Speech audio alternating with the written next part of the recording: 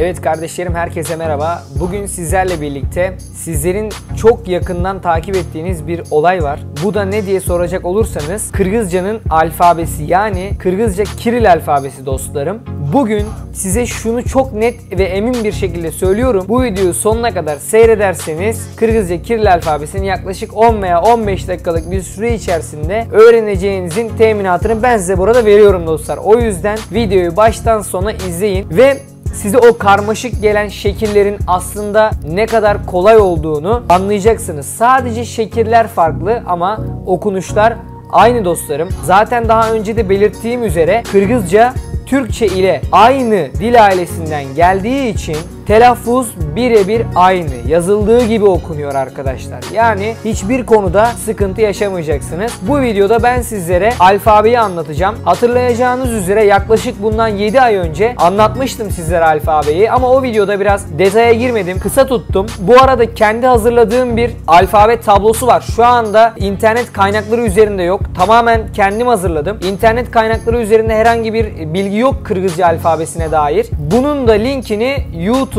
kanalımızın videosunun altındaki açıklama kısmında paylaşacağım dostlar. Oradan da bu PDF dosyasını indirebilirsiniz. İsterseniz sözü fazla uzatmadan şimdi videomuza geçelim. Evet dostlarım, şu anda karşınızda bugünkü Kırgızca Kiril alfabesi var.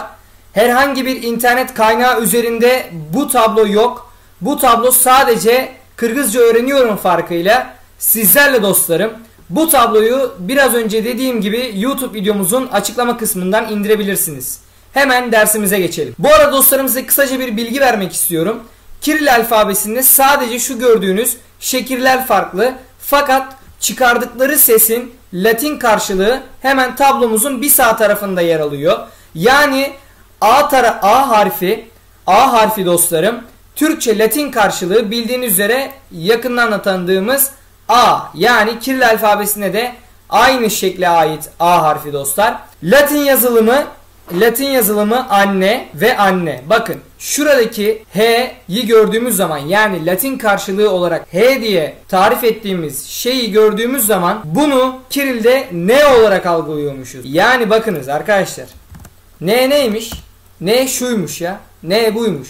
Yani bizim bildiğimiz H aslında Kiril alfabesiyle yazıldığında N harfini temsil ediyormuş. Yani N sesini temsil ediyormuş dostlar. Hemen B harfine geçelim. B de dostlarım gördüğünüz gibi şu şekilde B şekli, şu yani Kırgızcadaki Kiril alfabesindeki bunu gördüğümüz zaman B sesini basacakmışız. Yani Türkçe Latin karşılığı B'ymiş bunun. Latin yazılım balık, belge.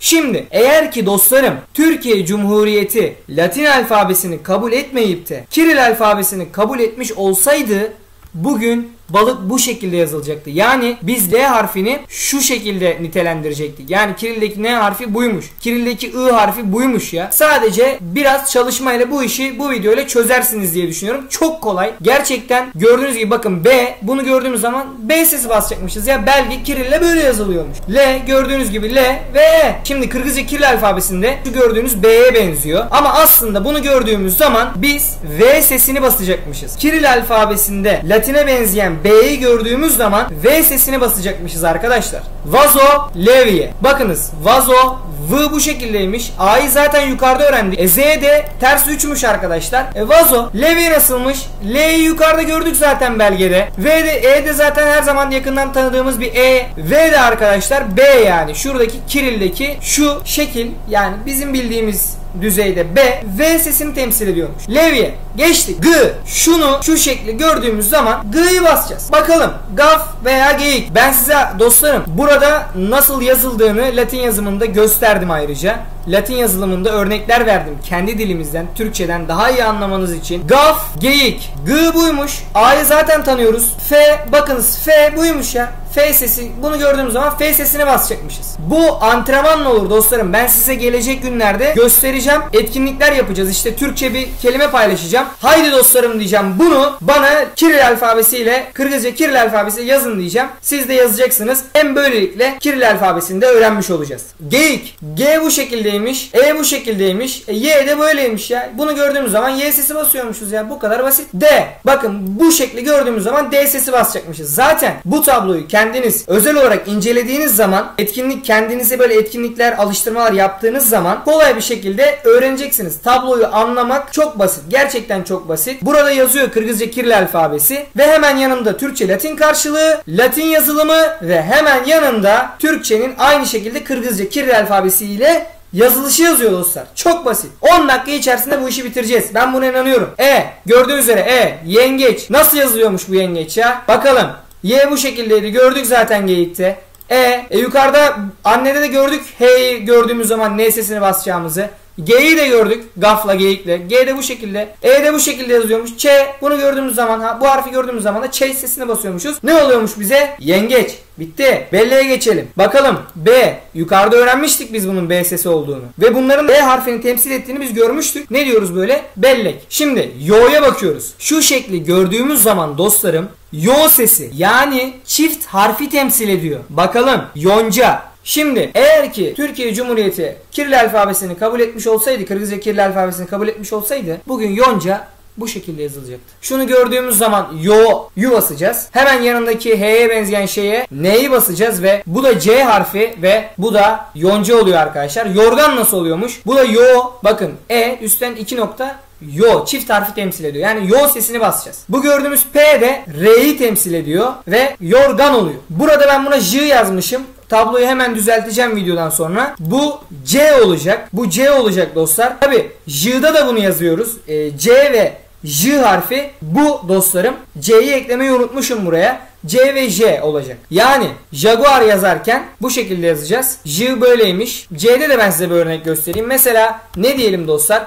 Kırgızca bir kelime yazalım. Camgır yazalım. Bakın gördüğünüz üzere bakın. C, A, M, G bu şekil I'yi temsil ediyor. Bu da P de R'yi temsil ediyormuş dostlar. Daha sonra C ve C'den sonra ne geliyormuş? Z harfi. Ters 3 gördüğümüz zaman Z sesini basacağız. Zile bakalım. Nasıl yazılıyormuş bu zaman ve zil? Z, A, M, A ve H'yi gördüğümüz zaman N sesini basacağız. Z bu i'ymiş ve onun yanında yukarıda da zaten L'yi incelemiştik. Şurada hemen gösterelim size L'yi. Belgede incelemiştik. İ'ye geçelim. İ isim bu şekilde dostlarım. Y şu üstten ters N ve üzerindeki bir çentiye Y sesini basacağız. Boy bu şekilde yazıyormuş. Yani ben size bunları teker teker anlatırım ama ve lakin benim anlatmama gerek yok diye düşünüyorum. Çünkü zaten karşınızdaki tablo size her şeyi anlatıyor dostlar ama ben size yine bazı kelimelerden örnek vereceğim. Türkçe'de olmayan bir harf var mesela. Şu H bildiğimiz H ama biz burada N demiştik biliyorsunuz. N sesini basacağız. Kırgızca'da kalın N'yi ifade ediyor dostlar. Bu kalın N nasıl oluyor? Şimdi ben size bunu göstereyim. Bu kalın N nasıl oluyor? Hemen şuradan bir metin belgesi açalım. Şimdi bir önceki derslerimizde de incelemiştik. Çon yazalım. Bakınız çon bu şekilde yazıyor ama böyle Türkçedeki gibi N ile söylenmiyor. Çon denmiyor dostlarım. Çon, çon, çon yani sonunda bir g sesi basacağız. Çon, çon, çon mesela. O gördüğünüz şu harf çentikli H diyelim. Kalın ne? Yani an çong büyük demek. Çong yani o sonuna G ekliyor. Biraz gırtlaktan geliyor. Bunu alıştırma yaparak söyleyebilirsiniz. O harfi yakından tanıyacağım üzere O'ya benziyor zaten. Orman odun bu şekilde yazılıyor. Bunu gördüğümüz zaman D sesini basacakmışız. Bunu gördüğümüz zaman U'yu basacakmışız. Bunu gördüğümüz zaman da N'yi basacakmışız.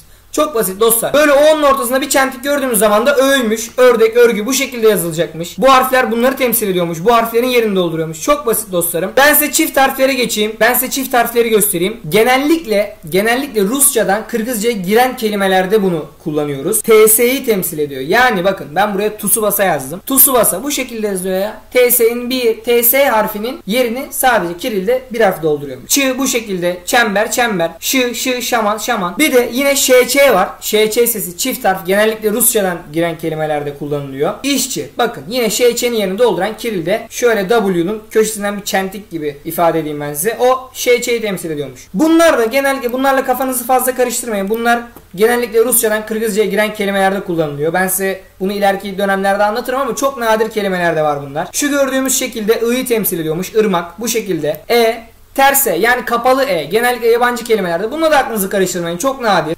Bakın U sesi çift harf. Yani Y ve U'nun yerini dolduran bir harf var. O da şu şekilde. Bunu gördüğümüz zaman mesela yumak demişim. Yumak nasıl yazılıyormuş? U-M-A-K. Bitti. Ya yani Y ve A harflerinin yerini dolduran bir harf var Kiril'de. O da ters R dostlar. Yani ben size ters R diye ifade edeyim. Aklınızda kalır. Yalan nasıl yazılıyormuş? Y. Yukarıda L'nin nasıl yazıldığını görmüştük belgeden. O da bu şekilde. A. Demiştik H neyi temsil ediyor diye. Yalan. Ve dersimizi burada noktalıyoruz dostlarım. Tablo zaten benim anlattığım şeylerin size daha fazlasını anlatacak. Bu tabloyu indirin ve inceleyin. Yine anlamadığınız bir yer olursa bana Instagram üzerinden DM atarak veya Facebook üzerinden mesaj yoluyla ulaşabilirsiniz. Konu zaten çok basit. Tablo size her şeyi anlatıyor dostlarım. Umarım anlamışsınızdır. Kiril alfabesi sandığınız gibi çok zor bir alfabe değil. Gayet basit dostlarım. Umarım videomu beğenmişsinizdir dostlarım. Size faydası dokunmuştur. Daha fazla bu şekilde video gelmesini istiyorsanız kanalımıza abone olun ve videoya da beğen tuşuna basmayı unutmayın dostlarım. Esen kalın, sağlıcakla kalın. Hepiniz cansınız.